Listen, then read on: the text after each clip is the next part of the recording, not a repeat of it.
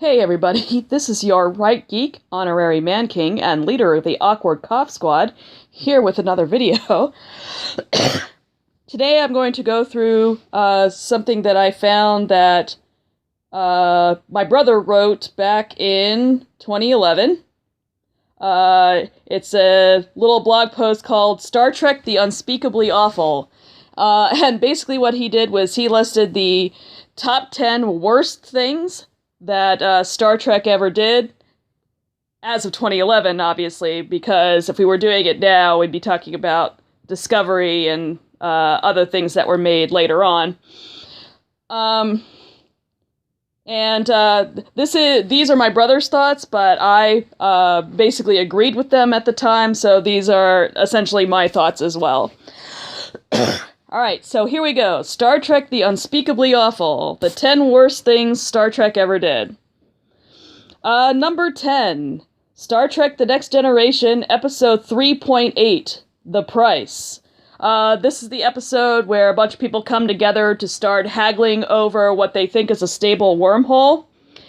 And, what Matt says here is, I actually had to think hard about whether I was going to pick this one, Menage a Troi, or Voyager's Macrocosms, or Enterprise's A Night in Sickbay, or a dozen other candidates that didn't make this cut, but in the end you have to make a choice. I chose The Price for being easily the creepiest romantic story Trek ever attempted. Why anyone, anywhere, would fall for a guy who behaved the way our antagonist does in this script is beyond me. Number 9. Star Trek The Next Generation, Episode 2.22, Shades of Grey. Matthew says for this, worst clip show ever. Number 8. Star Trek The Original Series, Episode 3.6, Spock's Brain. We gave it 1 point when we rated it ourselves. And the point is simply for the camp value. This script is every bit as senseless and inane as Threshold. It just seems funnier It seems funnier somehow. Brain and brain. What is brain? What the hell? LOL. Aside from laughing at how bad this episode is, there's just no recovering from the bizarre and inconsistent plot and the downright goofy acting. Number 7. Star Trek Deep Space Nine, Episode 5.7, Let He Who Is Without Sin. Let he who knows how to write craft the first script. All this is an hour of senseless whining, straw man bashing, and decadence on a scale far beyond anything ever produced in Trek lore when it comes to sexuality. Ironically, it rather sharply makes the point of its supposed bad guys. It takes a truly fat and decadent world to produce people as selfish and narrow-minded as Dax is portrayed in this episode. All of this comes with character assassination, Worf, Lita, even Quark, and Dax too, because Dax really isn't as selfish as she's portrayed in this episode, and a total lack of jeopardy added in. Never have I so desperately been rooting against a supposedly good relationship as I was watching this episode. Number 6. Star Trek Nemesis. This is the one movie on the list. Never, ever turn your cinematic franchise over to two untested novices who don't have a demonstrated record of understanding their characters. Nemesis utterly and completely fails to understand even one of its characters, and what's worse, it fails to understand Star Trek's fans. The way they handled Data's death, for example, not only was it totally unnecessary, but the reaction of the Enterprise crew was completely unsatisfactory to the fans. And the whole movie is filled with this kind of flagrant disregard, disrespect for the characters, and disinterest in logical plot construction. It's worse than Star Trek V, and Star Trek V was pretty bad. Weirdly enough, Star Trek Picard ended up, redeeming Nemesis somewhat? Maybe a little? Even though Star Trek Picard wasn't that good, it at least had that going for it. Number 5. Star Trek The Next Generation, Episode 1.10, Angel 1. Talk about setting back feminism. How about an episode about a world run by women where they immediately and irrationally enslave all men and become a dictatorial force to rival Stalin? And Riker's reaction when he sees this is to do their leader and then click his tongue at her later? Please. Utterly repugnant episode in every way. Number 4, Star Trek Deep Space Nine, episode 6.23, Prophet and Lace. This episode throws back all progress of reasonable feminists, at least 100 years, with its ludicrous gender-bending insanity. Quark supposedly becomes a female, just by undergoing a temporary sex change operation. And the female he becomes is, while still intelligent, reduced to bouts of hysteria, clumsy physical comedy, and servile, witless interpersonal banter.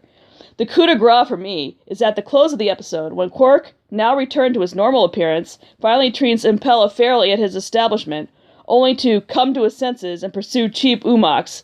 Because, only a woman could possibly ever treat another woman with respect. That has nothing to do with a person's unique identity at all. It's all gender. Wow. Just wow.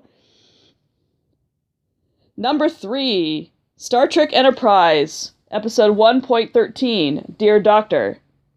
Now, this is an episode that some fans ardently defend, but those folks are, for lack of a more tactful word, idiots. But I don't think you want to be an idiot, so please, for your own sake, don't defend this evil work.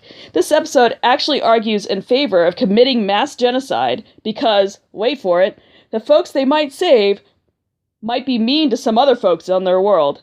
If I understand the Enterprise writers, the Prime Directive means you can save lives as long as you're just doing science to solve a problem, but don't you dare save lives if they might be mean to other lives. Really? In their minds, it's immoral for the U.S. to give antibiotics to Haiti if they might go to war with the Dominican Republic some nebulous time later. I could have understood if there was imminent war and the other side might become truly dangerous, but this was a maybe. This was, they might, someday, do something bad.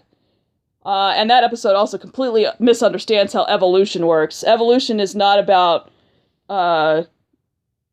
evolving to some established perfection. Evolution is just responding to the environment in real time. So that was another thing that episode got wrong.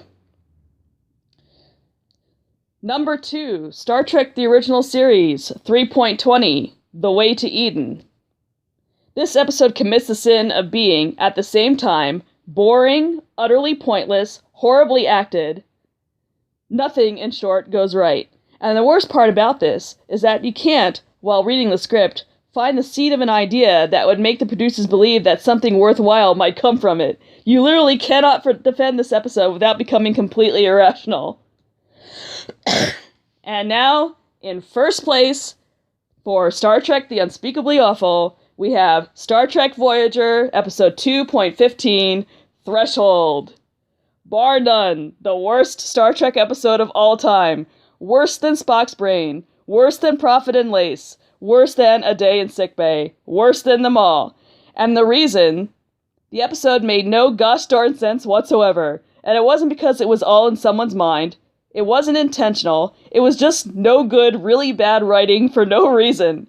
You can't do something that's literally impossible, like be everywhere all at once, and evolving as a result of doing the impossible makes even less sense, especially when the evolution appears to take you entirely in the wrong direction on the evolutionary ladder and progresses you to a creature that is evidently alien. So there we go. We have Star Trek The Unspeakably Awful. Do you agree with the selections that my brother and I made? If you have other things that you would like to add to the Unspeakably Awful list, please comment below. Thank you for listening.